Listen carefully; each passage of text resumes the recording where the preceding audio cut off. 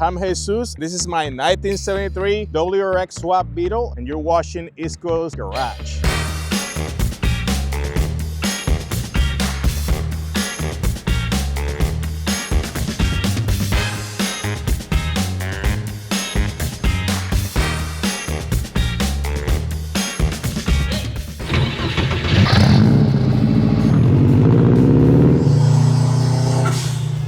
It's almost like there's an engine right there or something. Yeah. It's very loud. I know. Kind of weird, right? Yeah. It's like behind us. It's an EJ20, right? Yes.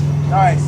And I like that you still put a Boxer 4 in it, you know, because it originally came with a Boxer, so it still has that same rumble that you would expect to hear out of an old Beetle. But I'm not going to lie, first time I heard this thing, I was looking for a Subaru, and I saw this, and I was like, wait a second, does it really?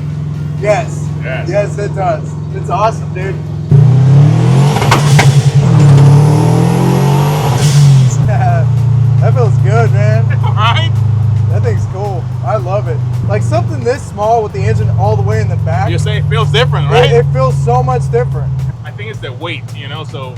It's the weight, and then you still have that, like, you know, like any other mid-mounted engine car, you know, it's pushing you. You can feel it pushing you, but something this small, and this isn't an MR, this is like an RR. The engine's all the way in the back. That weight is behind the axle, not in the middle. It almost feels like it wants to pick up a little bit, you know. Now, if you have a bug, you should like stop watching this video and start ordering parts to do this swap. Because, I mean, probably the best like bang for your buck. Because you can get an old bug for pretty cheap now still, right? Yeah. Like, they're not like extremely expensive or anything, but no, you have to get one that needs some work, you know. Yeah, you can get it really cheap. You want to build something fun just to toy around in? This is one of my favorite options. Sounds like I got a blow-up valve right here. It's great. It makes all the right noises right in your face. Yeah. Tell me more about the swap, you know, like how did all that go? And you try to add power to a bug with the stock engine, you're gonna be spending a lot of money, you know? Yeah. So I was like, this gotta be a easiest way to do it, and I started researching about the Subarus and Subaru conversion, and then I bought my first Subaru, which was a 2001 Forester. I got it for $400. We got the engine out of there. I wanted to have a car that was working because I didn't know what I was doing. Then I bought the adapter kit from Kennedy Engineering, which is an American company based in California. They sold me their pressure plate, the clutch disc, which is an upgrade version of the VW. Same, obviously the same diameter. I think it's a 200 millimeter, what they call for the clutch and pressure plate. But you have a bigger bite to it, right? The Forester was NA. You know, it took me about a year between work and building, you know, a cooling system, which I'm gonna show you later on. I got my hands on a turbo kit from a WRX 05. Nice. So I had to do a little bit of tweaking with the up pipe, with the obviously the NA engine. Yeah. But everything fitted right in, like after a little bit of cutting, and I went turbo. The problem was the stock computer of the old ones are not tunable, right? So there's no tune and program for it. Maybe there's one now, but at the time, I didn't know much better. So I said, you know what, let's go with a standalone ECU.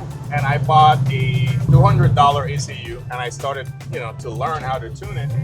But it went wrong, terribly wrong. On my first startup, no kidding, I bent some valves. So I had to rebuild the NA engine. I decided to buy a broken WRX in pieces like engine. I had a melted piston, you know, normal broken ring lengths, normal WRX stuff, and it all evolved of what we have on the back right now. The rest is history. We have been like testing kind of like a bunch of stuff. So new intakes from different kind of Subaru eras, merging throttle bodies, just to make the gas pedal work, you know, 100%. Like there was a lot of fiddling with the gas pedal conversion, like the cable, so to speak, and the location, you know. You'll see that in the back. But right now, if you look at it, you will be like, oh no, it's just a stock Subaru, you know. but there is some ingenuity that have to be done in the back. Yeah, so what kind of power does it make? Well, I don't know, but you know, if my boat up dyno told me something, I will say I feel like 250. You know, And is it the factory WRX turbo? it is, but it's not. It's not from the stock 05, so I think it's a little bit bigger. It's a BF29. I have the stock TD04 at the house, and you put it right side by side. You don't notice something on the front, on the rear, that kind of look different, you know? How much boost are you running on it? 12.5 pounds right now. Probably all you need for a little car like this too. It's plenty of power. Yeah. I think that if you add a little bit more to it, it will spin the tires. So you don't have a whole lot of money in this, really, then just a lot of time, it sounds like, right? yeah, a lot of time. I will say if you want to put a money number, I will say maybe 2-3 grand. Not bad, you know? That's so cheap for an engine swap. Yeah. And how easy was it to do the swap itself? The swap is really easy because the conversion plate make it so like you bolt the Subaru engine to the VW trans just like a normal VW. So it's only 4 studs, just like in a normal VW, and then holding it to the transmission. The transmission on these cars is the one that have the motor mounts or the engine mounts, transmission mounts I call it. Yeah. But the engine doesn't have any mounts. Oh, wow. Okay. Yeah. So it all mounts through the transmission. Through the transmission. I yeah. got you. Now, if you would ask for weight ratio, right? Like I guess the Subaru engine is like probably 20 pounds heavier than the VW, but That's nothing really. yeah, it's nothing. You didn't notice any change in like the balance of the car? Nothing. That you drive it, you think that you're in a VW. In fact, I gave this car to my friend that have a normal VW, and he drove it, and it's like, man, it's like my car with a bunch of power, you know, like. How much does this car weigh? I will say from the VW factory with all the interiors of VW, it'll be 1,900 pounds. I have to cut certain stuff. Obviously, the seats are not VW, so Right. these seats are about 13 pounds. And then I cut in the rear just a little bit internally. I will show you when we stop where I have to cut to, put the engine. I will say like 1,700 pounds just to. Yeah, because you don't have like any interior pieces. It's all just the shell, no headliner. Like all the little things add up at the end of the day. Yeah, and I cut plates from the back, and you can see on the rear. Oh yeah. So, yeah. Yeah, and the intercooler's right there too. The intercooler is right there. It's not a front mount, it's not a top mount, it's a back window mount intercooler. And look at the intake temps. Nice. Yeah. Yeah, intake temps are 57 degrees, and today's what, like 40? Yeah, and we don't have we have the windows roll out, so there's not much air going in right now. Yeah. The coolant temp is a 181. That's real efficient too. And there's no holes on the front. You modified like the front air dam for the radiator too, right? Yeah, so if you're familiar with VWs, they have the spare tires mounted on the trunk, which is in the front. So what I did, I took the spare tire out, and then I cut the bottom of that area, and I'm using a 3-row Honda Civic radiator, I believe from a 96 Civic.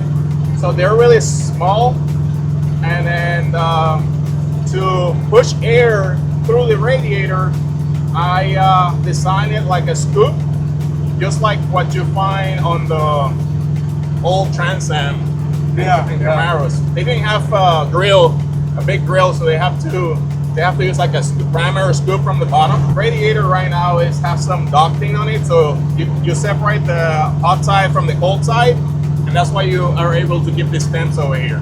I'm gonna warn you, it's not finished, so it's gonna look like mucking with plastics right now in there. Yeah. But it's working. So for the people that are doing this conversion and have questions all the time, I get this question on Facebook. Hey, how do you keep those temperatures? Like, how do you keep it? It's just ducting, right? And yes, you will see spikes on temperatures to 203 on a hot day, right? But if you look on the Subaru data from the time, they are designed to go all the way to 220. So Subaru's fans, they don't come up until 203. And that's how I have this ECU programming as well. They don't go up until the fans doesn't come up until 203. So, and then it will pull it down back to 181. So right now, we're not using anything. You're gonna see some ratness action, but hey, ignore that portion. And this is my radiator setup on this EJ20 swap Beetle. As you can see, you know, it's still a work in progress. So we separated the cold side from the hot side, as I said before. And obviously this is gonna be all made up with aluminum when we're done and we have some time. But there it is. Here you got the fuel system. So you got a Subaru fuel pump with a Subaru fuel pump bracket and a modified VW tank. So this is a stock tank. It has the WRX STI fuel pump on it, and it's plenty of fuel. And then we created a kind of like a sump for the fuel, a baffle. Yeah. Because the Beetles, they don't have any baffles. That tank is baffle-less. So we had to create the baffle so when you're cornering or you're going uphill or downhill, you don't run out of fuel. So obviously this is your typical EJ20. It has JDM's internals, WRX intake from an 05, and then it has a modified intake. If you can see, it's rotated. So I built that intake elbow just to fit it right here for this application, right? As you can see, the intercooler goes, piping goes inside into what it is like a, I don't know, I call it the shelf of the VW right behind the rear seat. So it keeps my temps really, really low. So we're injecting about 150 cc of methanol. Pretty much we merge the VW harness with the Subaru harness to make all this work, okay? Other than that, you're seeing a Subaru. We have to do some cutting, so obviously to fit this on the turbo on the back and on the sides because of the size. Now, if you are doing this with the single overhead cam of a Subaru engine, you don't have to cut anything. See all this cutting around? You don't have to do that with the single overhead cam, but let's be honest, guys, we just want more power, so there you have it, you know? Yeah. Another way I guess you can get away with that is just pushing the engine forward. So you have to move the transmission and make special brackets, but we work in a family. I don't have time for that. So, hey, that's what you get, okay? I like the exhaust too. It's simple and it sounds great. It's simple. Made by this guy over here, you know, welded together. You put some boogers on piping and you use a grinder, nobody's gonna notice. So there you have it. And obviously we did the extension kit for VW to extend the hood. That's a typical thing that they do for VWs. So is this just kind of how the body ended up? Did you do anything to make it look a little bit more rustic? Well, yes and no. So when I bought it, it has all the green paint from the front, you know, all the different tones of greens that they put. It had a padding over here, kind of like a cowling system for the dash, and I took that off because I didn't like it on the old VWs, older than this. Mind you, this is a 1973, but on the 60s and 50s, they didn't have anything. It was just metal, so I like that look. So I took that off. It has 60s fenders. They came with it, and I like it. It has the front is not 73, so it's an older fender. I believe it's a 69. And obviously the rear deck lid or with the engine hood is aftermarket fiberglass. Yeah. So there you go, more weight reduction in there. Yeah. Yeah. So the paint, I removed some of the old green paint. That's why you see the sides are like kind of reddish, which is the original color. I like the body, honestly. I love the rustic look anyways. It's so like popular right now. It works. It's cool to have something like this because you almost don't even have to worry about it. Nope. Then you don't have to worry about like waxing it and putting a good, you know, coating on it and stuff like that. Exactly.